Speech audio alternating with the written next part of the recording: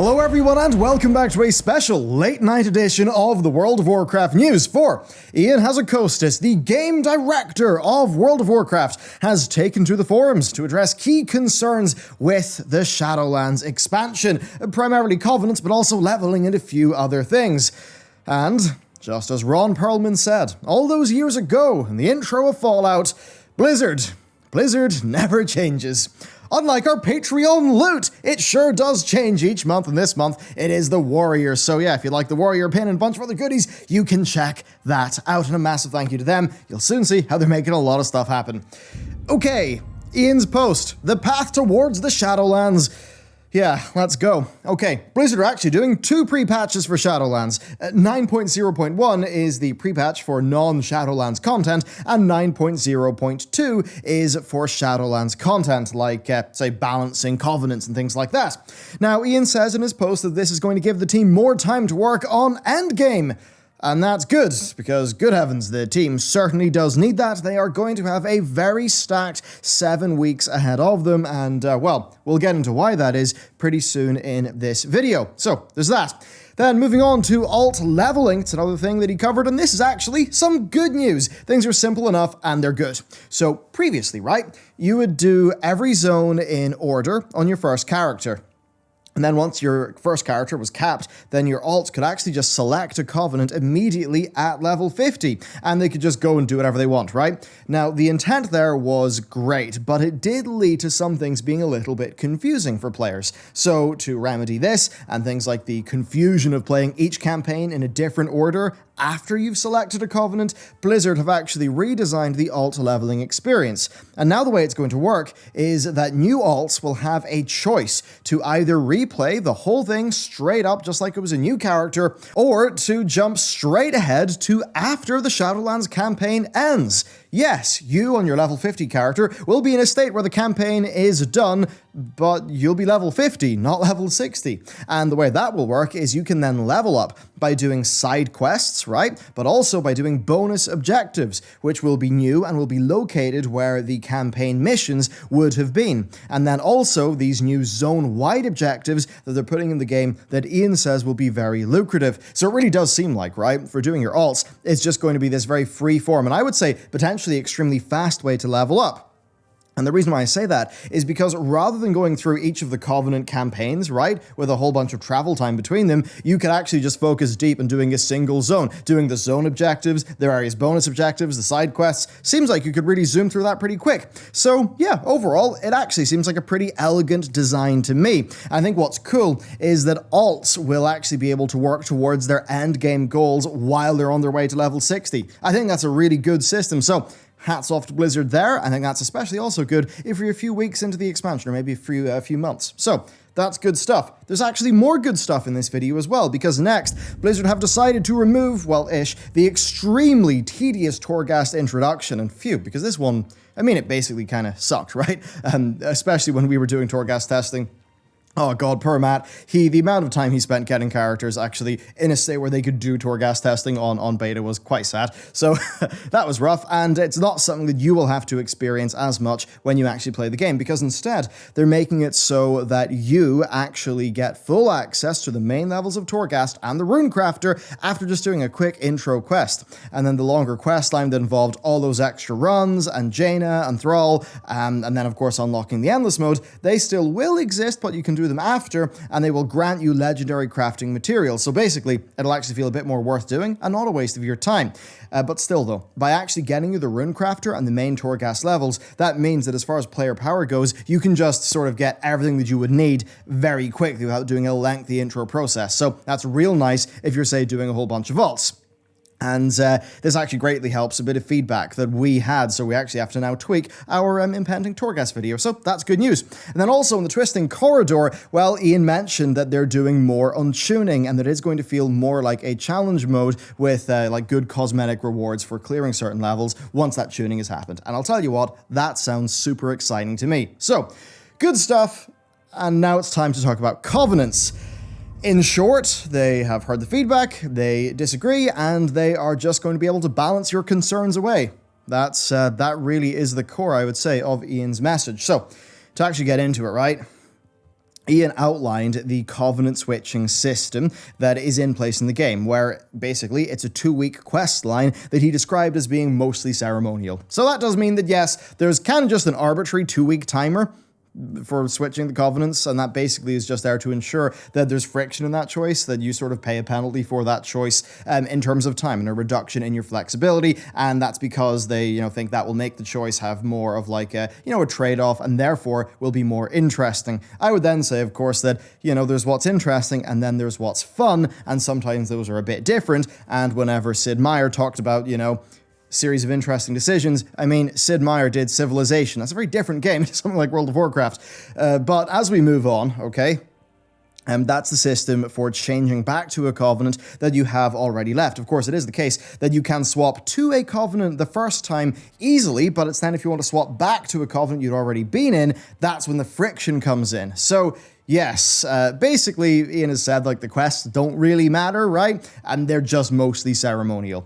And that means that they do just exist to prevent you from switching the Covenants quickly. So, as an example, if you feel like hopping over to the Necrolords to use the DK ability that they've got and do something there, then that would be a 2-week timer on you doing that if you're, swapping back to that Covenant. So there's that. Now, Ian also reiterated the Renown catch-up for Covenants, where if you need to catch up, you can just get loads of Renown from various different forms by just doing different forms of content on top of the standard Renown weeklies, and they really feel that basically would trivialize any catch-up time because you'll be able to do it super quick, which, I guess they think that solves a problem. There's then a bit of me that's kind of thinking, well, are you ever going to feel like you really need to do your weeklies when, you can just do your weeklies, but if you fall behind, you can just knock out a few world quests? I don't know. It seems, let's not get bogged down into catch-up, and let's move on to where I think things are just going to be more interesting. So, this is the big bit, and we're going to do it in more detail. Ian said that they have heard from many players who would prefer that they did not have to choose at all with Covenants, and have advocated for a fast way to switch between abilities without friction. Now, Ian says that this is not possible because Covenant abilities are intertwined with things like conduits and soulbinds, so decoupling them would not make sense. Well, no one was advocating for decoupling soulbinds and Covenant abilities. We sort of all knew they did come as a bundle. And yes, more soulbinds are unlocked through the Covenant story campaigns, and I'll agree with Ian that yes, that would be a little bit weird and awkward to actually implement. But here's a way that I actually just thought of while I was writing and recording this. Real simple. You could just tie it to the renown in your current Covenant, right? You could call it a Covenant alliance system, where as you progress through the renown bar of your own Covenant, you could just unlock, right, these quick alliance quests with other Covenants, and then those could grant you access to their soulbind characters. And sure, you would not get the full story of those characters, but you'd get access to them, and there you go. Ian's problem is solved, so it wasn't really that hard. Wasn't that hard. Interesting. Now, one issue is a bit of a quote here, right? And this is a quote from Ian earlier in the beta, and he said this to Preach. Is there the fallback option at the end of the day of removing all restrictions, and you can mix and match, and you can switch this stuff much more freely? If we need to pull that ripcord, it exists. Did it, Ian? Did it actually exist? Because here they're saying that they can't decouple things because it would be too awkward. Even though, as it just came to the top of my head, that alliance system would be an extremely simple workaround that would tie into the existing progression systems of the Covenant, so I don't really buy that. They can't do it for the reasons that they mentioned in this blog, yet in the past they said that if they need to pull that ripcord, it exists. That's when I then have to ask, did it? Have the goalposts moved? What's going on there? Now, Ian does go on to say that basically, right, that decoupling this stuff would unravel the entire fabric of the Covenant system. Well, first, it wouldn't if you just did something like Covenant Alliance system, so there's that. But second, why did you say the ripcord, if they needed to pull a ripcord, it existed? Did it exist? I mean, I have to assume that it's actually a situation where they maybe thought it could exist, but it's actually down to time. Time like development time. Now, Ian did say that they would embrace the challenge of, rebuilding Covenants for swapping, but they don't share the view that the swapping should happen. And then I kind of think, if you do a cost-benefit analysis of this, it's pretty obvious that this is something that's got basically no benefit to anybody, but does have a cost to a certain subset of the player base. And I don't just mean the 1%ers. For all you people who keep on going into the comments and saying it's a 0.1% throughput thing, it's not that. But the thing is, we're 7 weeks away, right? This ain't the time for rebuilding the Covenant system. So was there ever realistically going to be a form of Ripcord to be pulled? Was that actually sort of a truthful statement? I'm not particularly sure. And I just have to wonder, you know, if they know that this whole thing is going to be a mess, as I think people on beta who, you know, look at game mechanics and think about them would actually tell you, and they're just trying to crush any ambiguity now so that people will shut up in the short term, and that they maybe plan to fix this, like, down the line. I don't know, like, why is this post came out? I mean, it's weird. Like, Ian goes on to say that before starting an arena match, engaging a raid boss, or entering a dungeon, a character can switch its spec, its talents, its legendary gear, its gear itself, its active soulbind, and its chosen path within that soulbind. That's what Ian wrote. He's actually wrong on the final one. You can only modify your chosen path within a soulbind once per week, which is, well, something that again, is a humongous point of community contention right now, point of criticism, and funny enough, it's not one that actually was addressed in this post, so that's a bit strange as well, and a little bit worrying. Now, Ian does say that when it comes to customizing your character loadout, World of Warcraft offers you more tools than ever before, and that some choices, like, say, your character's spec, you know, in the moment right now, that those choices aren't who you are, but instead they are what you are doing. And Ian actually says this: rather than add yet another layer to that decision matrix, we're trying to do something different here and let players more meaningfully define their character's identity and set themselves apart from others who play the same class. And that identity entails a blend of aesthetic preference, narrative experience, and mechanical strengths and weaknesses. From the earliest sketch designs of the Covenant system, our goal was for the answer to what do you play in Shadowlands to be Kyrian Paladin or Venthyr Paladin rather than just Paladin. That's interesting. I think that that's something that they think is important, and I think it's something that just about no players actually think is important because, of course, they've not, you know, been involved with the Covenants or any of that stuff yet, and, you know, to them, Paladin is Paladin. It's not like these 4 groups they've only just met, so I don't know, that seems like a really weird design goal to me. Now, they believe that, as they say here, that combat, this is another thing that Ian says, that they believe that combat is so important in World of Warcraft that player power had to be a part of that for it to be a meaningful choice. And that is interesting to me because the people who think that the Ripcord crowd are all crying about 0.1% DPS, you know, they are people who don't care about maximizing their mechanical performance. They will proudly tell you that. So they're not going to care about player power being Covenant locked, right? That's just not going to matter to them.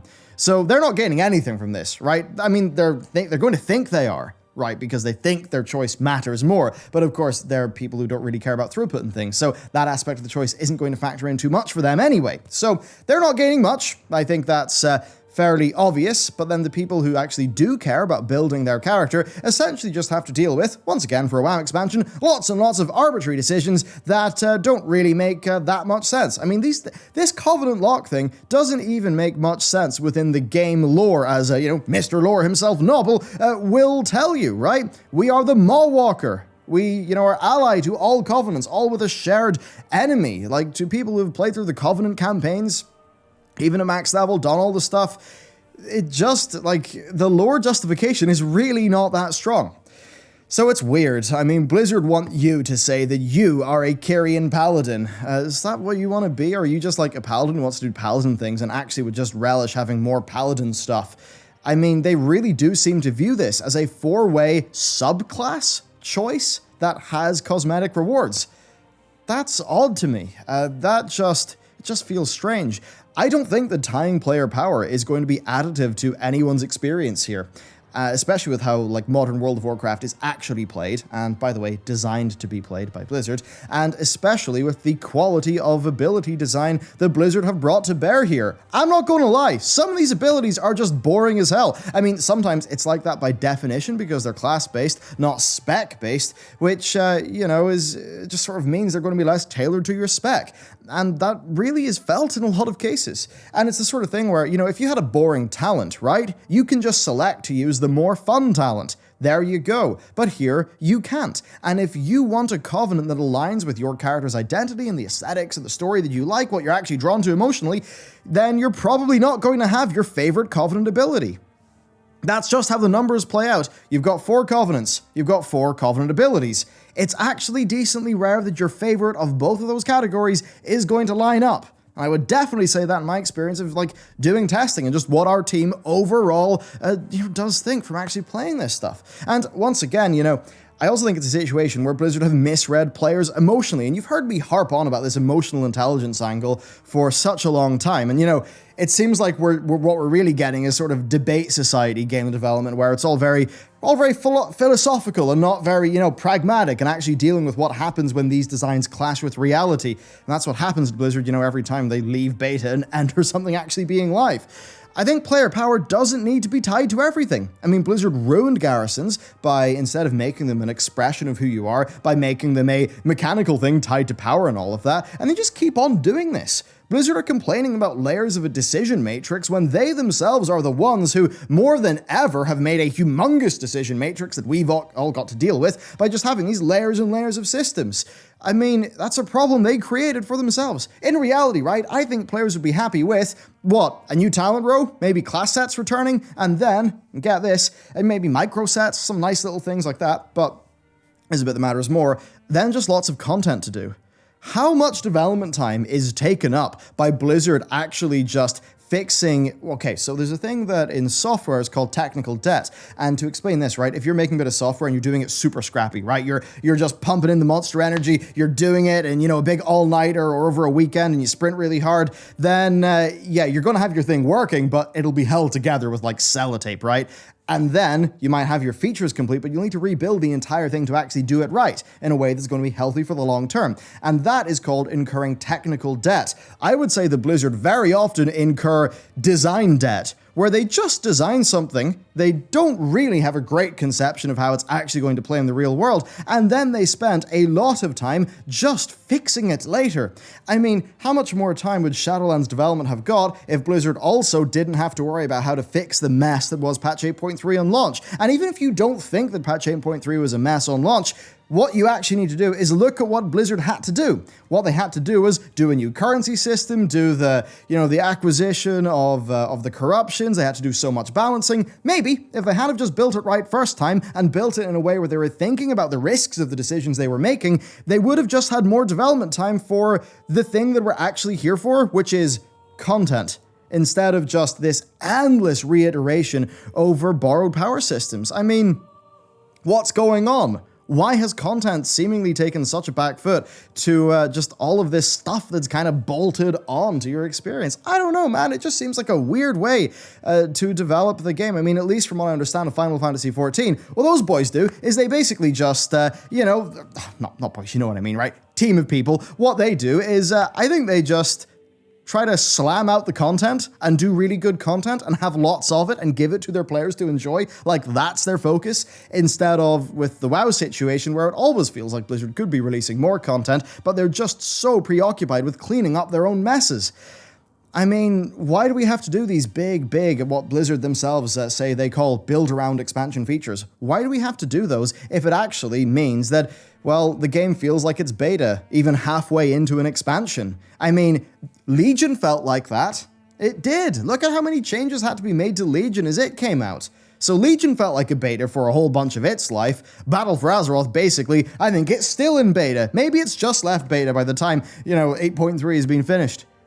Can we just have a game that is a bit free from all of this meddling? That's what I would say, and I have to wonder just what is up with the direction of the team these days. Why is this the kind of thing that they're focused on, instead of what I would say is probably the bread and butter of what their players actually want to play? Now, moving on this whole topic, Ian does say that the development of Covenants is not finished and they are open to change. And he does say they're aware that if they offer different toolkits and they're not careful, then metas will form and that weaknesses will overshadow strengths for players. Well, first, I mean, come on. get out of here with this community blaming and turning meta formation, into this sort of unfortunate problem that players inflict upon themselves, where, like, yeah, players obviously will have weaknesses overshadow strengths. Here's the thing, though, right? Other companies embrace things like the meta and engage with their community and actually don't treat it like this humongous big problem. Now, the thing is, of course, like, people want to avoid risk when it comes to making bad decisions, right? Because, their gaming time is special, and it's when they want to unwind, have a good time, right? So, yeah, they don't want to have to deal with how, you've made the Covenant they aesthetically like have mechanical, balance, or toolkit problems in the content that they want to do. Right, that's pretty simple. And look, again, there's a whole bunch of sort of backseat people, like, if you've not played beta, and, you've not been doing a lot of research into this stuff, man, this is the thing. Like, it is a problem. Preach isn't just, like, going onto a stream and lying to everyone. It is actually a problem. These people are not insane, and they're not bad actors with bad motives. Now, to address this problem, of like meta and balance and stuff, this is what Ian says. Quote, "But while tearing down the entire system may seem like the simplest way to avoid that pitfall, we're committed to working with the community to ensure that players feel viable regardless of their Covenant choice." And then Ian goes on to talk about Covenant balance, which is a fun thing. Oh boy, the next few weeks is going to be interesting, saying that in the coming weeks, they're going to be doing numbers tuning, they're going to be making design changes to some abilities potentially, and then also potentially using Covenant-specific conduits to offer targeted balancing. So, as an example, right, if your Covenant ability sucks in AoE, maybe you'll get a conduit for AoE to patch up that weakness. So, I mean, if that's the plan, then wait, is the plan for this all to be balanced out anyway? So that kind of by the numbers, it's all the same? And if that's going to be the case, then what's the point in the whole choice and the locking away of the style of player power? Interesting. I'm not particularly sure, to be honest with you. And that, of course, is all assuming that Blizzard will be able to balance the game. That's a problem, everyone. Look at Azerite. Look at Essences. Look at Corruptions.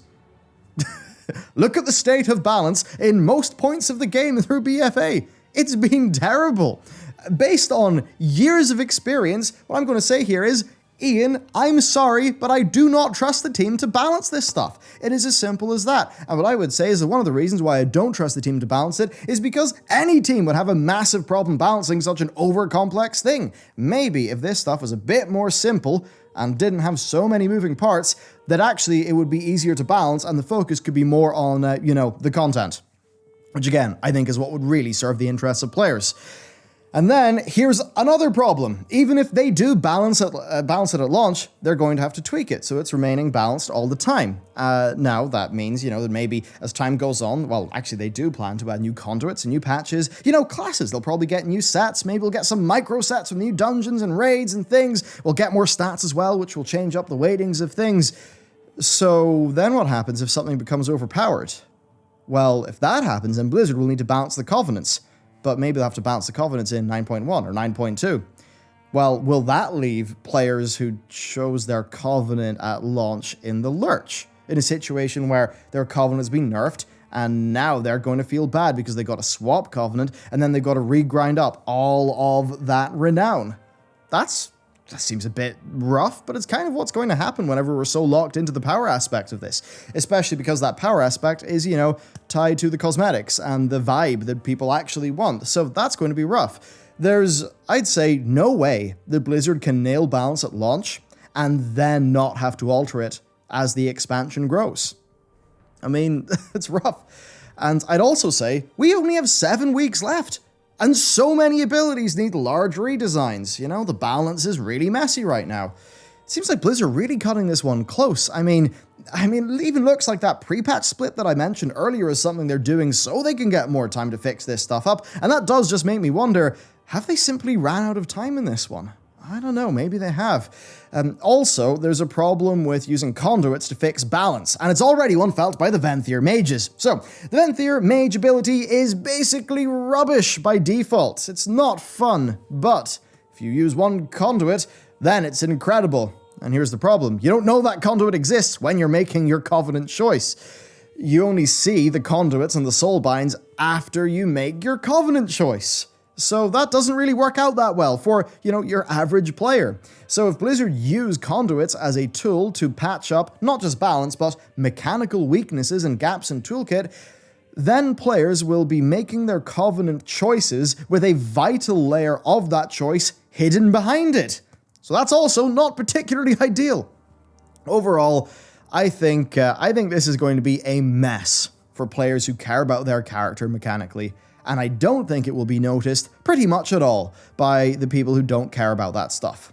And what does that mean? Well, it means that if you don't care about that stuff, you're fine. You'll have a great time in Shadowlands, you really will. But it means that at best, people won't notice, and at worst, it'll damage their experience. And that just does not seem like an ideal way for things to be. Now, moving on, there's also PvP itemization. It's been another criticism, and Ian has met it, and he basically said they're considering a stat rework on the vendors to make things a bit more spread out, and also they are thinking about things like even giving gear-specific PvP bonuses. Many PvP players really want some sort of PvP stat on their gear, because that would mean that PvP gear would be PvP gear. Like it used to be in the past. And really, I hope it does go that way, because I think that it would be ideal if PvP gear was PvP gear, and that would mean that PvP reward design could be primarily concerned with the needs of PvP players, and would not have to be concerned with how it interacts with the balance of the PvE element of the game. Next up, sockets. Right, Blizzard have decided that sockets will remain as a random proc on gear whenever it drops on select slots, but that you'll also be able to buy items from Venari, an NPC in the Void, or the Maw even. Now, basically, it's going to act a bit like the Gouged Eyes in patch 8.3, so, you can farm up the currency, you can get the sockets, you can put it in your gear. Now, this does have a bunch of players concerned, because they're kind of reading into this as basically meaning they're going to have to grind in the Maw for sockets. And while something like that could actually work, the problem is that the Maw is a very, very strange bit of content right now. You will have remembered, I was excited when it first hit beta. I saw these Dark Souls-y elements. I kind of saw like, oh, this is this big spooky place. Maybe we're going to get some of the fun vibes of the more dangerous parts of the Time of the Isle. Cool, exciting, that's what I felt. But at that point, I was knowing it was very early in beta, and I was assuming more iteration and work would be done, and it would kind of blossom into something over time, as most things do on beta. But barely anything's happened to it since. It's weird, and that means it's in this kind of really bare state, right? And I don't think it's going to be that much fun over the long term. So that is a point of worry that people now have based on what Ian said. And basically, I'm just not sure what's going on with the plan with the Maw. So that's a bit of an odd point. Finally, in the post, Ian thanked everyone for their feedback. And I kind of suspect the majority of people who gave feedback from beta won't feel particularly listened to here, as was the case in BFA. But there you go. Or at least, a large section of players who did give feedback. And I'll tell you what, I think launch is going to be really awkward. And I think that's kind of sad, because I think Shadowlands is actually really, really good. There's so much that is really good. There's so much to like, and so much potential in this expansion. Torghast is really cool, especially if that challenge mode sort of vibe that Ian talked about in this post actually does come to pass. If that comes to pass, wow, that'll be an incredible bit of content, and I'm very excited for it, especially in multiple characters. So that's all exciting, but there was just a bit of me that's kind of seeing this Covenant stuff and thinking, oh, this is messy. We're landing the plane in a big crosswind, and is it going to break to pieces? We're not quite sure. Does the landing gear work? Who knows? We'll balance it when we hit the runway. That's kind of what it feels like right now. And there's just a bit of me that kind of looks at all this and thinks, would another month or two do wonders for this game? And I think then the problem is that, there's some leaky business, rumors that actually Nax is planned for near the end of this year for WoW Classic. And then maybe it's just the case where, Activision Blizzard wants this to be released in that, this quarter of the year, so that their earnings in that quarter are really good. And then, it goes into classic stuff and they get their content cadence. And then there's just a little bit of me that kind of thinks like, this has been a long enough wait between expansions. Would it be okay if it was actually just, not something super long, but you get my point. There's a bit of me that's just like, we've been waiting for however many months. Would another one or two kill us if it meant that they had more time to actually get this stuff right? I don't know. But really, it does seem like, though, this whole, Ripcord interview with Ian and Preach went down, and then just since then, they didn't get enough iteration done in the Covenants, and now we're in a situation where it's too late to develop the Ripcord, to pull it, and we just kind of have to deal with it and patch things up and balance things up as best we can. And I just have to wonder if this post is actually something they put out to firmly just say no to the hopes of of this happening, right? To sort of make the issue go away a bit. Of course, I think that's just going to invoke the Streisand effect, and I think that this is only an issue that will grow, especially as the data crunchers, start to sim all this stuff. And I'd say as well, especially if Blizzard's balancing of covenants has been effective as their balancing was for, well, in BFA, classes, corruptions, essences, benthic gear, and Azerite traits. The last 4 systems that they put into the game. Study history, or you'll be doomed to repeat it. And I wish Blizzard would actually learn that lesson, and I wish they would just... Man, I wish it would just stop being this... Like, this game, it's like a system designer paradise, right? It's like it's so driven by these systems, these sort of weekly things, and, these build-around features that they really try to make big in an expansion. And there's a bit in me that just kind of thinks, like, man, what would happen if these covenants were just, like, the 4 most heavily juiced-up reputations ever in the game, and they had a whole bunch of really cool stuff with them, and, our classes, we just got another talent row, and maybe 1 or 2 other things, and class sets came back, and all of that extra development time into doing... come on. Conduits are just... They're not exciting, right? Like, what if the development time that went into this stuff could have just went into other cool, fun, exciting things? Like, remember Trove of the Thunder King? Like, that was pretty cool. Or just making more content. I don't know if it's a situation where resources from one thing take away from another thing, to what degree that happens between the different departments and how that affects content, and, design stuff. But whatever it is, I just feel like there could be a better way to balance all that out, and maybe players would just be happier if they had more things to do, instead of just these sort of big systems that kind of get bolted onto every expansion. I don't know. I know those big systems look really good in a trailer, and I know they market really well, and they're like a marketing touchstone. But what if the marketing touchstone for, like, the next WoW expansion was, this one's got the most involved story we've ever made, the biggest, best, most detailed, in-depth zones we've ever made. It's got this cool thing, that cool thing, this Torghast-like thing. Just a whole bunch of new features that weren't, tied to those kind of fundamentals of, like, your class and your character, and, just stuff that was something you could go and do. I wonder if, like, that was the focus more than these kind of build-around borrowed power systems, if that would just make players more exciting. Certainly for the players who, say a lot about how the Ripcord is just, 0.1% DPS kind of worrying players, the 1%ers. Would those players not be served better by, Blizzard not spending so much time fixing design debt and, just sort of having content be the focus instead? I don't know. It's a thought that I've got. We'll have to see how things pan out. And it is the situation where most of Shadowlands is actually great. The likes of Torghast, I can't wait to get into that. It's just, it's unfortunate that there's kind of these, like, uphill battles, and we keep on getting in these situations where an expansion happens, and we all kind of say, we told you so, and then BlizzCon happens. They say, AP, that wasn't a great idea. This wasn't a great idea. And then, it's like the Shadowlands BlizzCon, where everyone's clapping Blizzard for undoing the things that 2 BlizzCons ago they touted as big and exciting new features. I wish we could break this cycle. I don't know if we will. And that's all I've got to say on this. What do you think? Let me know down below. Thanks for watching, etc. It's very late now. I'm going to go to bed. See you later.